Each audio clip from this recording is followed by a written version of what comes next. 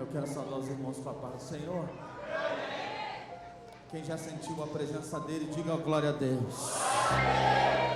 Quem está sentindo a presença dele, diga alaba.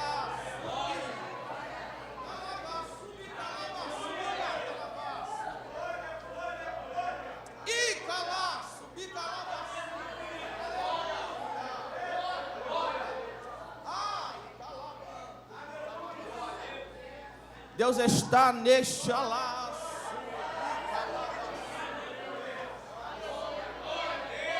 Aleluia. Deus está nesse lugar, igreja. Deus está nesse lugar e Ele tem uma palavra do céu para a tua vida, para a minha vida nessa noite. Eclesiastes capítulo 3. Apenas o versículo de número 1. Enquanto os irmãos se localizam, eu quero agradecer de maneira honrosa, que para mim isso não é um convite, isso é um prazer. Eu poder estar junto do Senhor, junto da igreja do Senhor, com essa responsabilidade é um privilégio, é uma honra.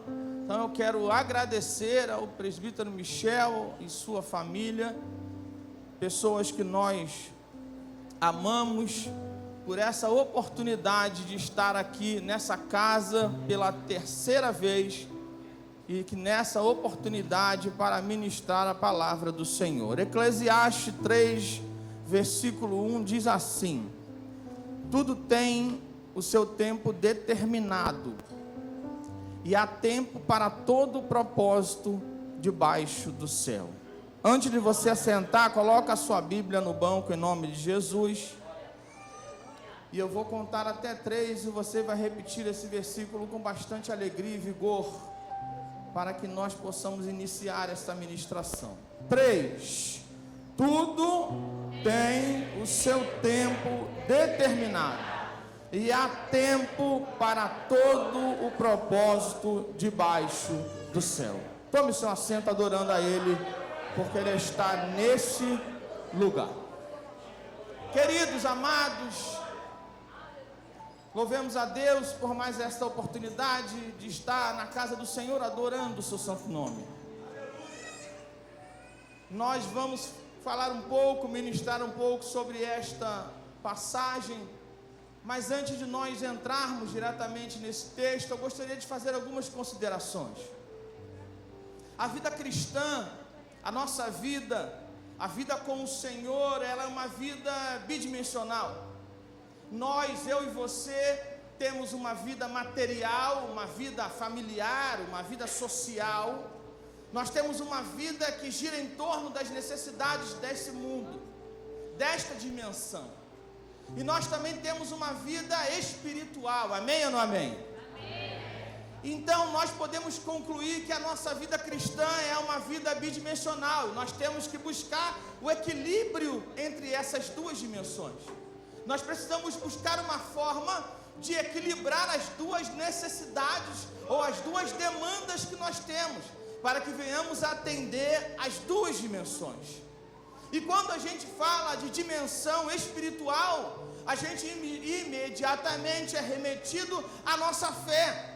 E a nossa fé ela não pode ser apenas um discurso, a nossa fé não pode ser apenas algo que nós falamos ou comentamos, mas a nossa fé, ela efetivamente ou verdadeiramente, ela precisa e deve ser materializada. E uma das formas de nós materializarmos a nossa fé é quando nós falamos desse Deus que nós servimos. Uma das formas de materializarmos a nossa fé é quando nós deixamos Deus nos usar para falar do grande amor que Ele tem por nós e que Ele pode ter também por mais alguém. Por quê? Porque o desejo de Deus é que todos venham ao conhecimento da verdade. Nós somos os instrumentos de Deus. Michel falou muito bem, a solução é Jesus, mas nós somos os instrumentos. O que nós recebemos aqui nessa casa, a adoração ao Senhor, a presença de Deus, aquele momento onde nós nos sentimos fora do nosso corpo, irmão, porque quando Deus nos visita, é como se nós estivéssemos saindo de dentro de nós, era como se nós tivéssemos levado para uma dimensão completamente diferente dessa. Nós ficamos ministrados por Deus, nós somos ministrados por Deus de uma forma tão linda e tão maravilhosa, que nós precisamos receber isso aqui sim, para edificar a nossa vida, para que venhamos a nos fortificar, para que não venhamos a ajudar na nossa caminhada. Isso é necessário, isso é importante, mas o essencial disso tudo é o que eu e você vamos fazer com o que nós recebemos aqui. É aí o que eu quero começar a ministrar ao seu coração. Recebemos aqui, nos enchemos aqui, temos a presença de Deus aqui, nos enchemos de Deus aqui, mas o que nós vamos fazer com o que nós recebemos aqui?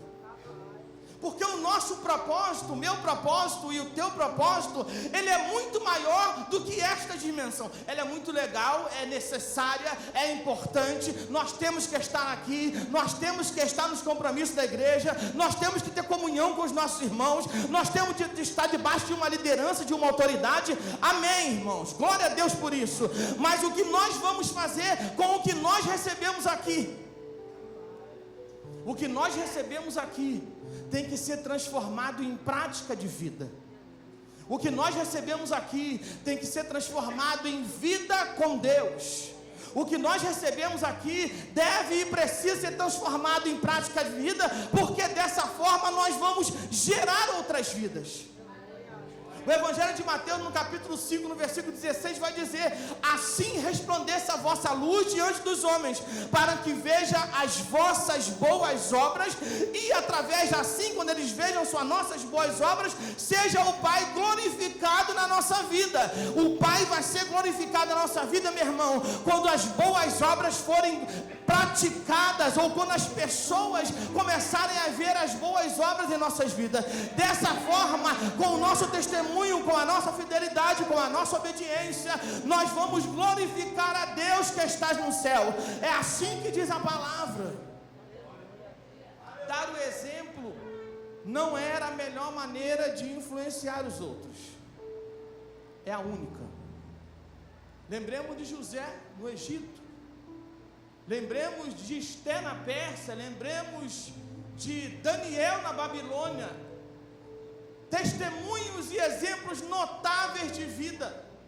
E quando nós colocamos em prática o que nós aprendemos e recebemos aqui, certamente as pessoas que estão lá fora, que ainda não conhecem esse Deus, quando eles começam a perceber que efetivamente esse Deus trabalha em nós, esse Deus opera em nós, esse Deus muda a nossa história, esse Deus começa a nos ensinar, esse Deus começa a mudar a nossa história, mudar a nossa situação, mudar o nosso quadro, mudar o nosso modo de viver. Quando as pessoas veem isso em nós, certamente isso vai gerar outras vidas, como já gerou até aqui, e vai gerar ainda muito mais. Quem crê assim, diga glória a Deus.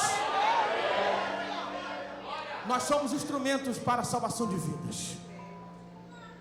Fala isso para o irmão que está do seu lado aí. Você é instrumento para a salvação de vidas.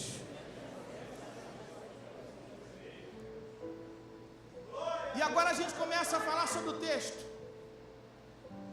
Eclesiastes capítulo 3, versículo 1, Salomão se refere a uma palavra chamada tempo. E eu quero me ater a tempo. Nós vamos falar de missões, mas eu quero falar de tempo.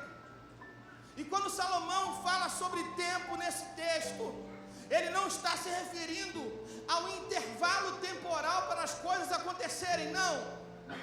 Salomão deixa claro o seguinte: existe um tempo determinado para que tudo aconteça. Existe um tempo determinado para todo o propósito debaixo do céu. Existe um tempo para que tudo possa acontecer na minha vida e na tua vida. Esse tempo vai chegar. Fica na posição que Deus te colocou. Fica no lugar que Deus colocou você. Não tenha pressa, não se apavore, porque no tempo determinado de Deus, as coisas vão acontecer na tua vida.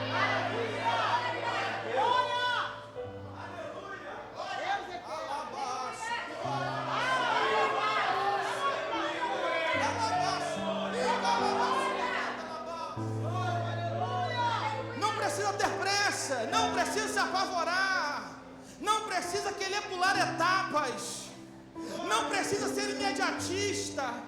Não, deixa Deus trabalhar, deixa Deus agir, deixa Deus formar, deixa Deus gerar.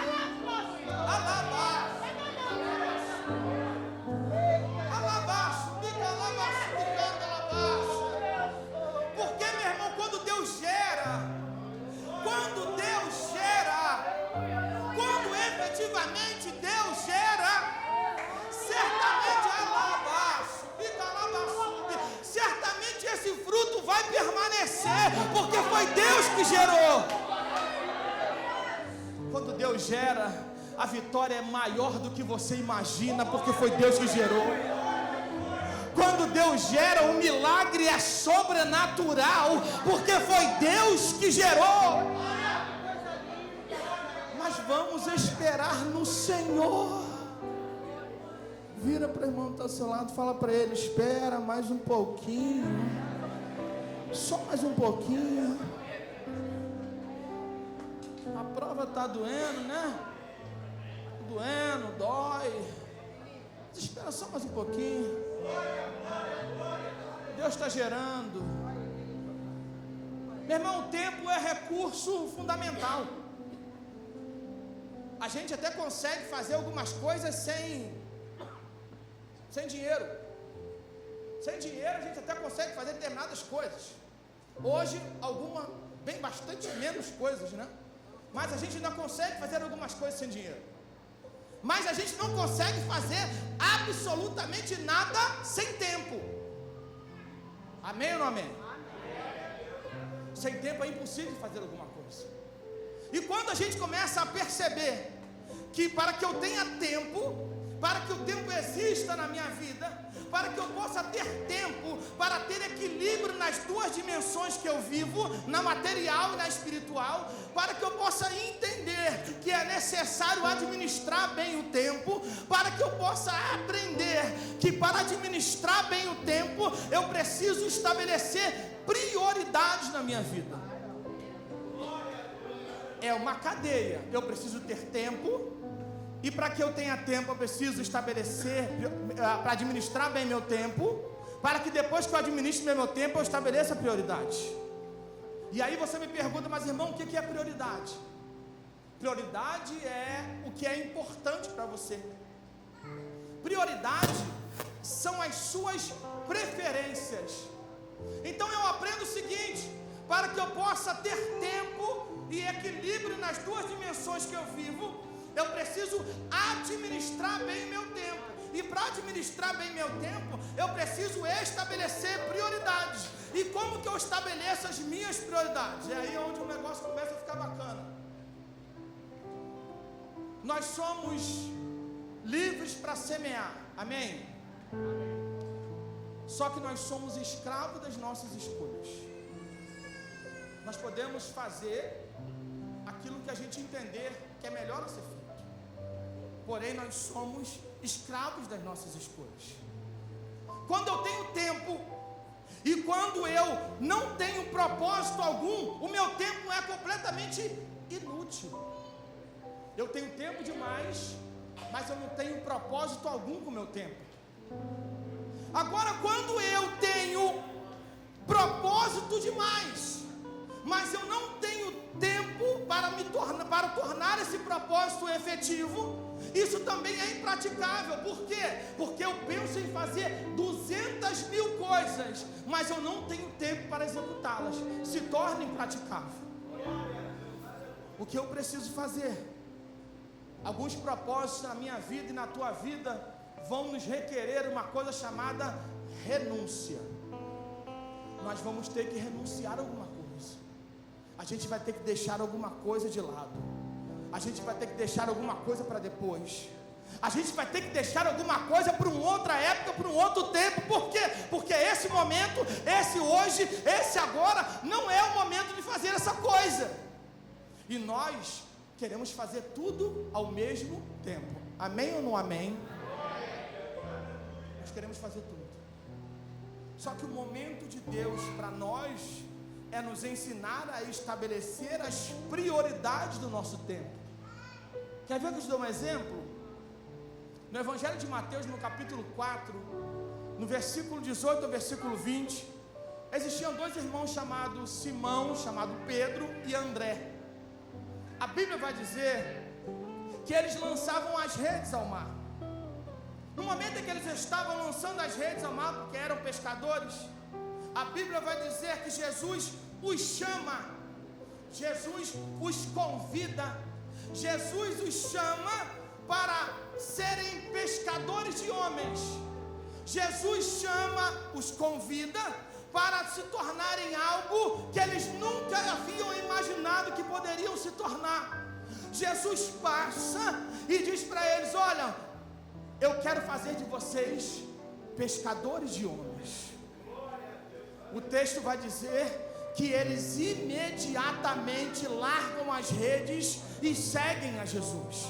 O que eu quero dizer com isso para você nessa noite? Nós precisamos sim aprender com esse texto, mas eu também não estou aqui dizendo que você tem que abandonar a sua tarefa profissional e que você vai virar missionário amanhã. Não é isso que eu estou dizendo. Eu estou dizendo que você precisa entender que as prioridades na sua vida, elas precisam existir, e nós precisamos aprender a estabelecer essas prioridades, porque quando nós estabelecemos essas prioridades conforme a vontade do Senhor, nós começamos a agradar a Ele, e quando nós começamos a agradar a Ele, meu irmão, mais ninguém segura você vira uma potência na mão do Senhor, porque agora você não está vivendo os teus sonhos, você está vivendo os sonhos de Deus. Você não está vivendo mais os teus projetos, você está vivendo os projetos de Deus. Você não está vivendo mais a tua vontade, você está fazendo a vontade do Senhor.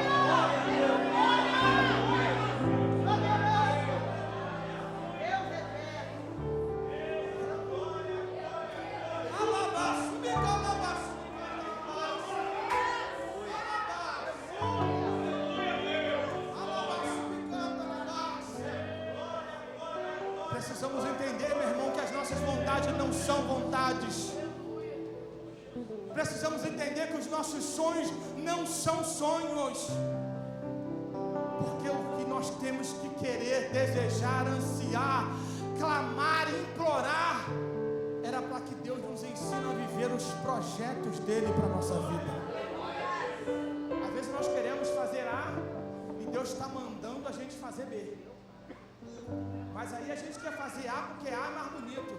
Mas Deus não mandou te fazer isso. Deus quer que você faça aquilo ali. E aí você começa a guerrear com Deus, meu irmão, e as promessas de Deus começam a se atrasar na tua vida.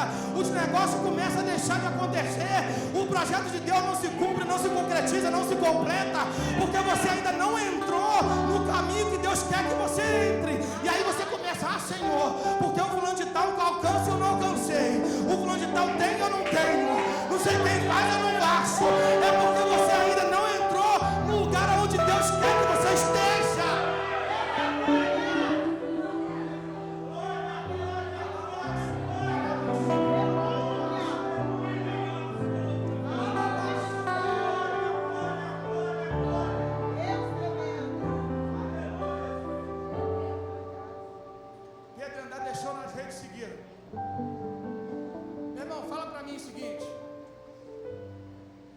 Tudo pescador, estava tudo lá jogando a rede, pastor. O único sustento daquele homem era a rede e o peixe. Passa um camarada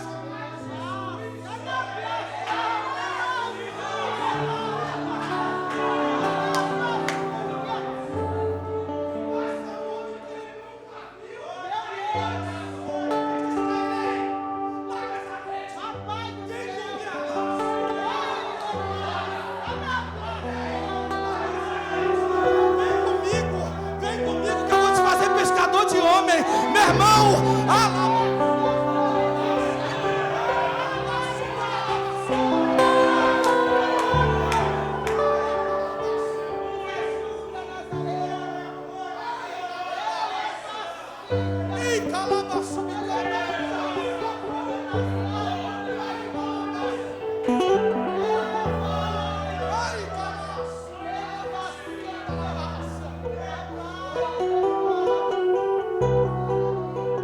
Só pode ser Deus. Não pode ser outra coisa. Meu irmão,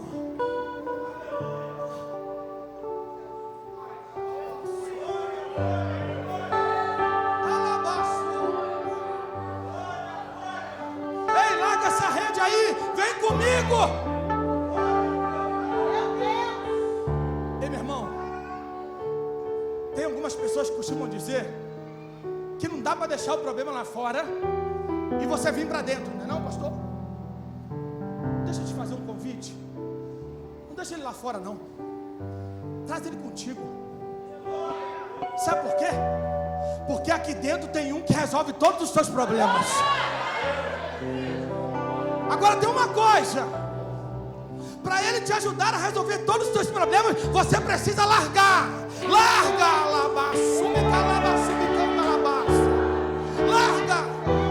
deixa para trás. Porque, meu irmão, quando você largar e deixar para trás, ele vai te fazer pescador de homens, como ele fez com Pedro e com André. Ele vai fazer você uma outra pessoa, porque você deixou aquilo que atrapalhava ele trabalhar na tua vida.